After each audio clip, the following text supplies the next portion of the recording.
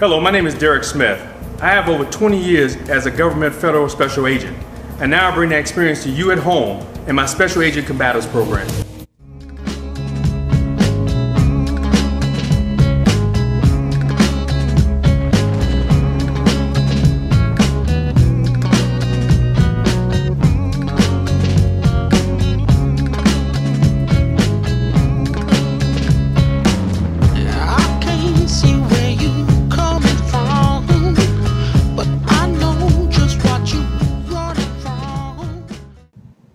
Hello everybody, this is Derek Smith from the Special Agent Combative System, and I want to welcome you to another one of my training videos.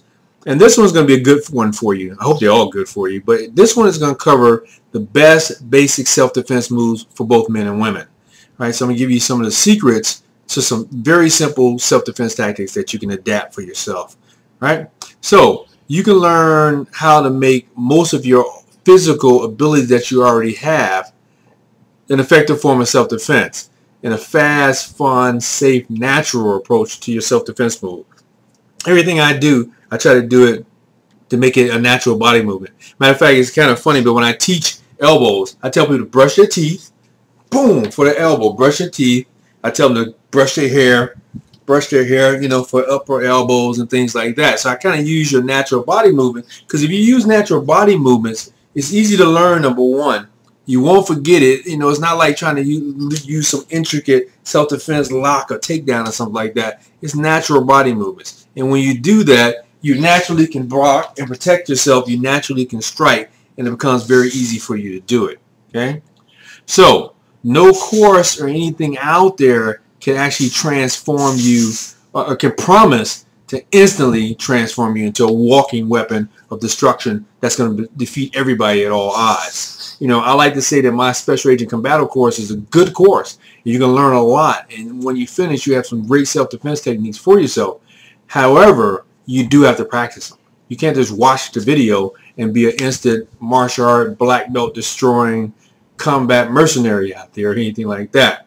Okay, but you can say, but you can learn enough to safely beat the odds, and you can do this using, again, your basic motor movements that you already know, and a proven system of learning self-defense moves in the least amount of time. And that's one of my systems. There are a lot of them out there, not just mine. Go out and examine some of the other courses. People talk about the DVDs and some of the techniques on it, but let me tell you, if you have 10 effective techniques, that's better than 100 that's not effective or that you don't know. Okay, so again, you look for a course that teaches you how to create pain fast using natural motor movements and skills that you develop naturally before you're even 2 years old. You know, brushing your teeth, brushing your hair, and that type of thing. Now, learning to transfer these basic development motor skills from your childhood into effective strikes can change the actual outcome of an attack that you have to perpetrate on someone who's attacking you. Okay, one technique that can make the critical difference in an assault in most instances is some of these natural body movements. Okay, the means to transfer these basic motor movements, such as the ability to walk up a flight of stairs and to learning how to kick with your knee, is the purpose of the self-defense training that you can expect through something like my Special Agent combat course. You know, just natural movement that you use when you're walking up the stairs can be the same type of thing when you're striking somebody to the groin. Okay, and I demonstrate all these things. You know, so what is the difference between self-defense training versus martial arts karate type training?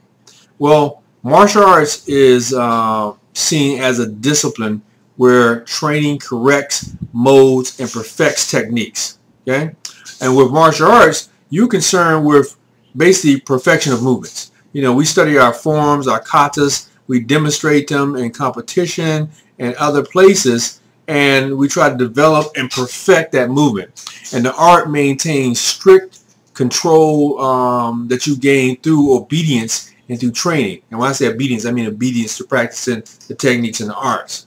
Now, self-defense training is different.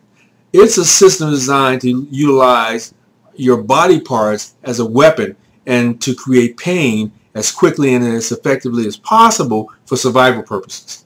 So self-defense is only concerned with effective movement. It has no controls, no rules, no cages, or no orderly conduct that you have to follow. You can bite, you can scratch, you can tear, you can pull, you can cheat. There's no cheating and fighting, right? So the self-defense mantra basically is that anything goes. So, when I work with other folks that I'm training on the self-defense side of the house, I tell them that anything that a person could do that would disqualify somebody in an organized sport qualifies as self-defense. The gouging of the eyes, sticking your thumb in the eye, whatever it may be. So what a fun thought, right? If it's not legal in martial arts, then it's legal and it's good for self-defense. Now, here are some of the reasons and reality for wanting to develop a self-defense attitude. Now, how many of you all out there, I'll say how many of us, can relate to having held a child and suddenly was struck in the face by that baby's head? You holding your baby and the baby hits you with their forehead by mistake or whatever. It's just a baby or a small child. But man, does it hurt? It definitely hurts. That unintentional headbutt probably affected you more than it did the baby. The baby do it and they laugh and they keep going. But you're feeling the pain from that. So developmentally, muscular control begins basically from the head downward. First the neck and the head, then the upper body and the arms, then your lower trunk, and then your legs. So next time you get an opportunity to hold a baby or something, remember that from birth to about 6 months of age, it's necessary for them to be able to control their head and neck movement. Okay, so of course be careful, they get you with it. Okay? Now a willful headbutt, that was accidental, but this willful headbutt from an adult can be devastating to an attacker.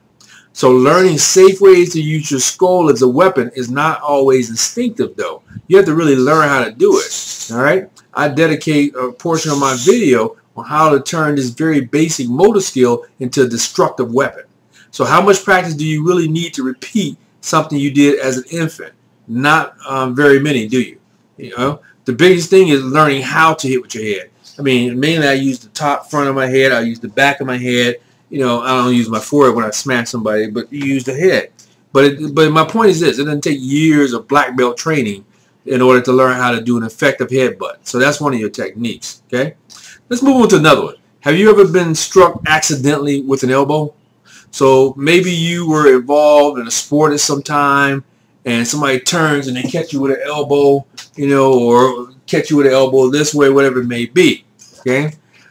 Now, you know that it's a very painful experience when that happened, but not usually for the person who elbow you connected with. When they hit with that elbow, they don't really feel much pain, but you can feel a lot of pain.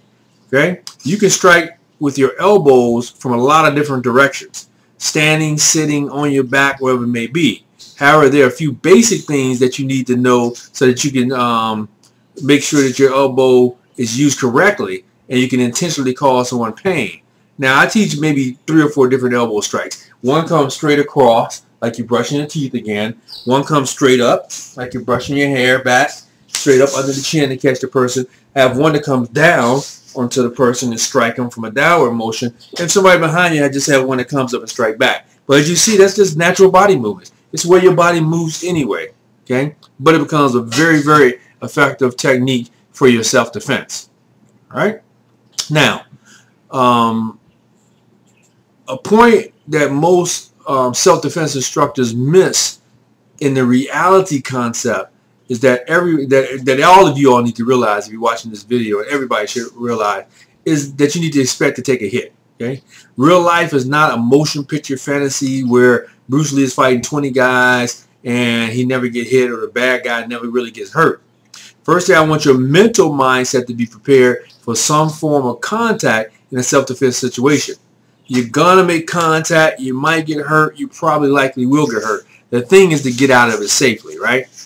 And then finally, on that aspect, find a friend to have as a self-defense partner. Practice with somebody so you can practice on a regular basis. If you can't do that, I have a dummy. I have 3 dummies, but I have one called Bob. And Bob stands as, you can make it stand wherever you want. But Bob is a big guy that stands as tall as I am. I can practice my strikes full on using my Bob. And you're going to see that in some of the videos that's going to be coming up soon. Now, finding that good training partner for self-defense training at home is essential. I mean, you can practice the things that I showed in the video in the air, and you still would pick up the techniques pretty well because that's how I demonstrate them. But having a dummy or a partner, and the partner is not the dummy, but having a partner or a dummy to practice on is going to be very effective for you. You need a willing partner to practice the basic self-defense techniques and moves in a cooperative atmosphere of mutual fun and mutual support. Nobody's trying to hurt anybody. Nobody's trying to prove anybody anything. You're both trying to grow in your self-defense skills. Now, these partner drills that you do are non-competitive. Okay. Now, a good training partner will make a huge difference in how fast and how effective you can be with your personal learning.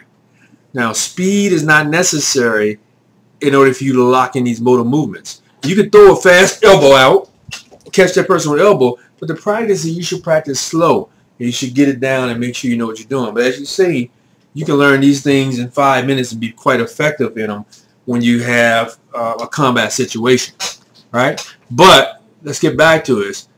With those partner drills, though, you can actually practice your actual techniques, burn them into your memory, and there's no element of surprise in these partner drills, and that's why the reaction of the partner should be only at half speed. You know, don't go full speed at each other. Practice at half speed.